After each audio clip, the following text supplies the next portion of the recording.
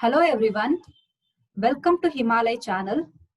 In this video, we are going to discuss chapter 5 of class 6 NCERT, our past one. This is the book we are referring.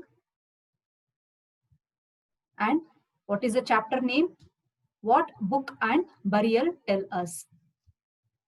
In our previous classes, we had learned that archaeologists and historians gives us information about our past through study of inscription, manuscripts, and even excavating the sites.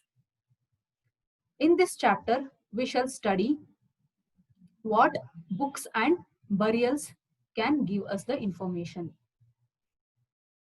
The oldest book known all over the world is supposed to be that of Vedas. They were written 3000 years back, and they are the earliest literary sources. And if you take burials, they are archaeological sources. Vedas are literary sources. And what is Veda? The word Veda means knowledge. There are 4 Vedas: Rig Veda, Yajur Veda, Sama Veda, and Atharvana Veda. Among these 4 Vedas, Rig Veda is the oldest Veda, and it was composed about 3500 years ago. And what does this Veda consist of? It consists of hymns. These hymns were recited and passed from one generation to another generation through mouth. Means it was not written in the initial times. It was passed from one generation to another generation through mouth. And later only it was written and made it into a text. So these hymns are in praise of different gods. Here, Vedic people used to worship forces of nature,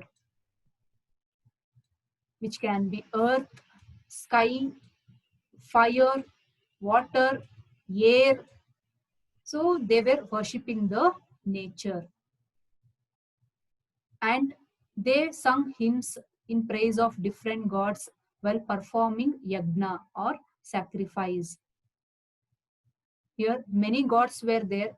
The famous here, if we take Indra, god of warrior, Agni, god of fire, Varuna, god of sky. And what for? They were performing these yagnas and prayers. These prayers were mostly for cattle because they were mainly cattle rearers, and for the children, especially sons and horses.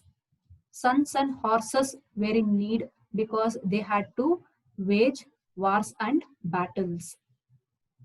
And the battles aimed for what? They aimed to capture cattle. They wanted to capture pasture land, and for the water, and even for the people, means to acquire slaves. And while performing this yagna, some offerings were put into the fire. So these offerings includes ghee, grains, even animals. So they recited hymns while performing yagnas. What does this hymns consist of? They were usually in the form of dialogues. Here you can see in this example, the dialogue between sage Vishwamitra and rivers. Here, Vishwamitra is requesting rivers to not rise above their axis so that they can cross safely. And even rivers also reply that we will listen to your prayers so that you can cross safely. And the text, the Rigvedic text also gives information about political life at that times.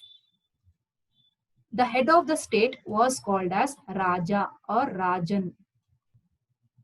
But this Raja or king is different from the king who emerges in the later times. This Raja had no capital. He did not build any palaces, nor he maintained any standing army. No, he did not collect any taxes.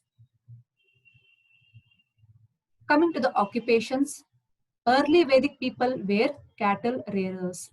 So their main occupation was rearing of cattle. Agriculture was their secondary occupation. And apart from this, their occupation included chariot making, pottery making, jewelry making, tanning, and metal work. Who are these dasas or dasyus? The one who composed Vedas and followed it, they called themselves as Aryans. And the opponent group were called as dasas or dasyus. So after knowing what text can give us information, now let us try to understand what burials can give us information. The main information what we get from here is the social differences. Here, along with the dead, even animals and things were buried. Here, see, archaeologists assume that objects discovered with the skeleton probably belong to the dead person. In Brahmagiri, for example, if we take a burial in Brahmagiri, you can see Brahmagiri in the map here. In Brahmagiri, skeleton was buried with 33 gold beads, two stone beads, and one conch shell. Okay, whereas skeleton in some other region had only one pot. This shows difference in status amongst the people in that region. Okay, some would have been rich and some were poor. Sometimes megaliths will be having more than one skeleton. It indicates that people belong to same family. People belong to the same family. They were buried at same place, though at different times. We can find special burials at Inamgaon. Okay, so what did we discuss in this chapter? We try to understand what books can give us information and what burials can tell something about that region. Okay, so we try to understand Vedas and different Vedas and during early Vedic period, okay, about the sacrifices, about different gods, about the political institution and occupation, all that information given by Rigvedic text. Okay, and coming to the burials here it gives the social differences, this information. Okay, so that's it in this video. Thank you.